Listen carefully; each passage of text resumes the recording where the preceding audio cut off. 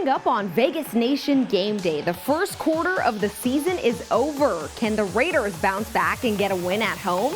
Yeah, anytime you take a loss, in a tough game, divisional opponent, it hurts, but, worried about getting to 4-1. That's all we can do. Fast takes and smart coverage coming up right now. Powered by the Las Vegas Review-Journal, this is Vegas Nation Game Day. Presented by D&R House of Diamonds, making luxury affordable. Located in the One Summerlin building in downtown Summerlin. Welcome into Vegas Nation Game Day. The Raiders are back at home this Sunday and have had a short week to prepare for the Chicago Bears after being handed their first loss by the Chargers on Monday. Let's go ahead and dive into our opening drive, which is brought to you by Capriotti's. There's no better time than game time to score party favorites. Order online to get Capriotti's party trays, box lunches, or large subs for the whole crew. Look, he's a work in progress. He's competing. He does have some things to clean up, as we all do. But he's mentally tough. He's athletic. I think he'll continue to get better and better the more he plays. But there's going to be some growing pains. Raiders beat writer Vinny Bonsignore here with me. Vinny, that was Raiders head coach John Gruden talking about rookie tackle Alex Leatherwood. We know it's been a rough start for him. Is this learning curve just something he has to overcome with time and experience, or is there something else going on here? Yeah, I think it certainly is. It's hard to step into the NFL as a rookie and hold down the fort at a tackle position. It's just historically that's tough to do. So the Raiders obviously accounted for the fact that there would be a learning curve with Alex Leatherwood. The plan going into the season was to have Richie Incognito to his left and then also Denzel Good over at the right guard position, flanking young center Andre James, and they felt like those two veterans along with Colton Miller would help the youngsters, Andre James and Alex Leatherwood, along.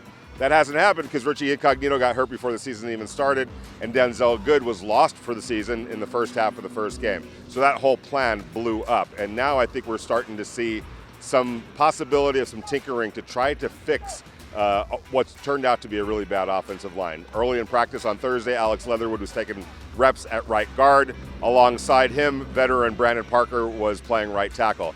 That could be what the plan is for Sunday, and in the Raiders' eyes, what they're probably thinking is Brandon Parker at this point could provide better right tackle play, and Alex Leatherwood, who played guard in college at Alabama, could help solidify right guard, which has been a weak spot too, and help Andre James at center. So, obviously they're tinkering right now, at least in practice. We'll see if it holds true for the game on Sunday against the Chicago Bears. But the Raiders can't let one part of the football team, their offensive line, be the reason they don't reach their goals. This team has high expectations. They need that offensive line to protect Derek Carr better and to be able to create some sort of a semblance of a run game, which they haven't been able to do yet this year. Let's look at the Raiders secondary now. Trayvon Mullen and Damon Arnett got banged up during that Monday night game. The Raiders have activated Keyshawn Nixon off of IR and have brought in Brandon Faison from the Chargers. Is there reason to be concerned with how the secondary is looking heading into Sunday? Well, no question. When you lose Trayvon Mullen and then his primary backup, Damon Arnett, now you're starting to dig pretty deep into the crates at cornerback. The good news is Amik Robertson played really well in place of Trayvon Mullen. Nate Hobbs, who suffered a concussion, at least that was what was on the injury report Monday at the game, has been practicing, so that's good news that he's back as quickly as possible. Also, Casey Hayward has been practicing, so if Amik can play like he played on Monday night, that mitigates the loss of Trayvon Mullen. Keyshawn Nixon provides depth. He's done that pretty well over his early part of his career.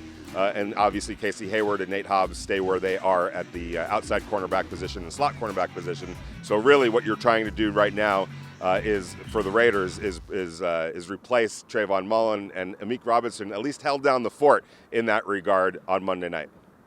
Flip the Field, brought to you by Pirate Plumbing, the masters of disasters. Hey everyone, it's Heidi Fang here, and I'm joined with our Review Journal sports columnist Ed Graney, and we're going to get you caught up here on the Bears side of this Raiders matchup. Ed, first we have to talk about the obvious. Khalil Mack returning to face his former teammate Derek Carr. What do you make of Khalil Mack in this matchup the Raiders have? Well, listen, as we both know, Heidi, he's a generational talent, Hall of Fame player, but it's not just him the Raiders have to worry about. Akeem Hicks, if he's questionable, if he plays, Eddie Goldman, Nichols, Raquan Smith, Alec Ogletree. They have a lot of good players on defense, and we both know the offensive line of the Raiders has not been good. So yes, Khalil's a great player. First time he'll face the Raiders, not in London. First time he'll face the Raider Nation on the same field as his former team. But the offensive line for the Raiders better play a lot better than they have, or they're going to have a lot more issues than Khalil Mack come Sunday. The Bears named Justin Fields their starting quarterback, Ed. What do you make of what he presents to this Raiders defense? Yeah, he's a rookie quarterback, and we all know what that means. You have to have packages to put pressure on him. Derek Carr spoke about it this week. Max Crosby spoke about it this week. This is what Matt Nagy should have done in the beginning and make Justin Fields his quarterback, make him his QB1. Well, he's that now. It's on the Raiders to come up with a package to get after this kid, make his life uncomfortable in the pocket. If he scrambles, you got to have spies on him. You have to know where he is. He's very young. He's very talented. You can't let a rookie quarterback come into Allegiant Stadium and beat you, for a team that you should be beating come Sunday. So while I think we're all looking forward to watching Justin Fields play live, it's on the Raiders to come up with that package to get after him and make his Sunday uncomfortable. Fantastic analysis, as always, Ed. Thank you.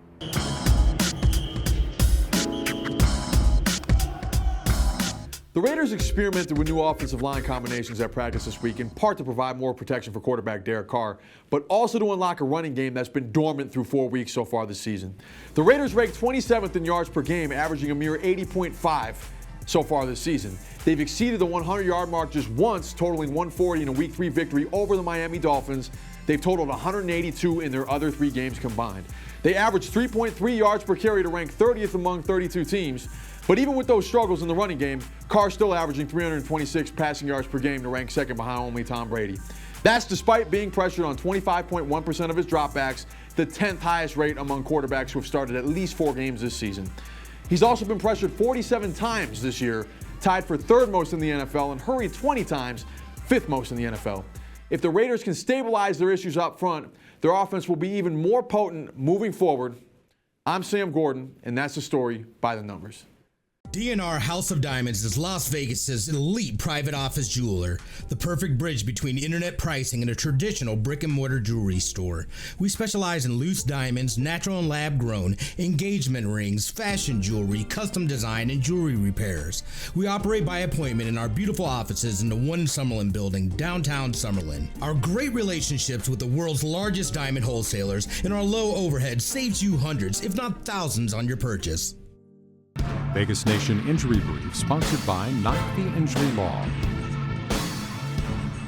Both teams could be very shorthanded on defense when the Raiders play the Bears at Allegiant Stadium on Sunday. I'm Adam Hill with your injury report. Let's start with the Raiders. In the secondary, Trayvon Mullen, Damon Arnett, neither practiced all week and neither will play in the game on Sunday. That leaves an opportunity for Keyshawn Nixon, who will get back in the lineup, as well as Brandon Faison, who was just acquired this week off the Chargers practice squad. They are both expected to play, so a lot of pressure on those guys, as well as Amik Robertson, Nate Hobbs to step up into an even bigger role. A lot of those guys are going to be asked to do a lot more than they usually do on game day, and the Raiders will try to piece together their secondary. But the same goes for the Bears, and their problems are up front.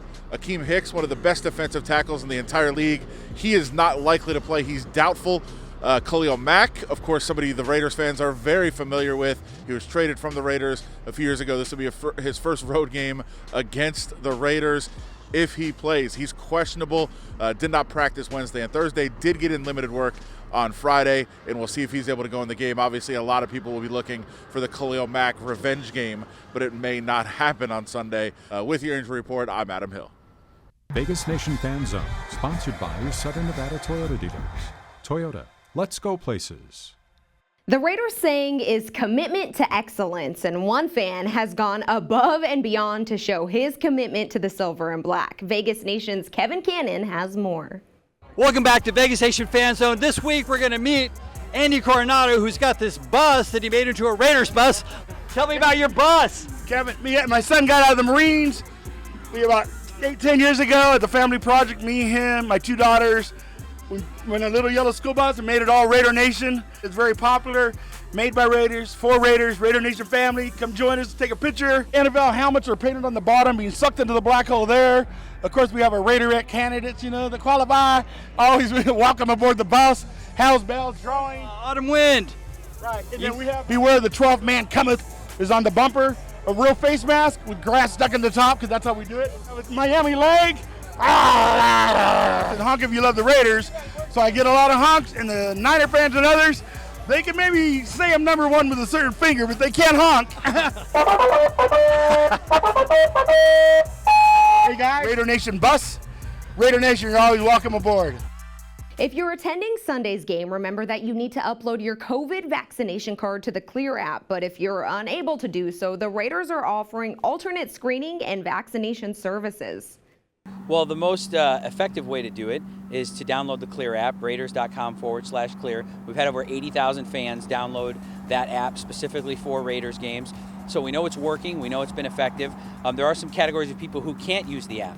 So for folks who have partially vaccinated, or they have an international vaccination card, or children 12 and 13 years old aren't eligible to use the app. So for those people, they have to come to the alternate screening. That takes place on the north side of the stadium, Saturday between 9 a.m. and 5 p.m. And then on Sunday, starting at 9 a.m. and through game time at both the north and south end of the stadium. So we're encouraging everybody to go on Saturday between 9 and 5 if you need to go to that alternate screening. And to do that, you can go get a wristband that'll allow you to come into the building if you meet any of those criteria. Yeah, so we've had over 21,000 people go through that alternate screening, and it's been most effective when people have done it early. So the people that come the day before, they have the best experience, they don't have to wait long the day before, and they can go right into the building on game day. Thanks so much, as always, for tuning into Vegas Nation Game Day. We hope you join us for Vegas Nation Game Day live at 11:35 a.m. on Sunday. The Raiders back at Allegiant Stadium to host the Chicago Bears. Kickoff is set for 1:05 p.m. For our entire Vegas Nation crew, I'm Cassie Soto. Thank you so much for watching. Vegas Nation Game Day, presented by DNR House of Diamonds, making luxury affordable. Located in the One Summerlin building in downtown Summerlin.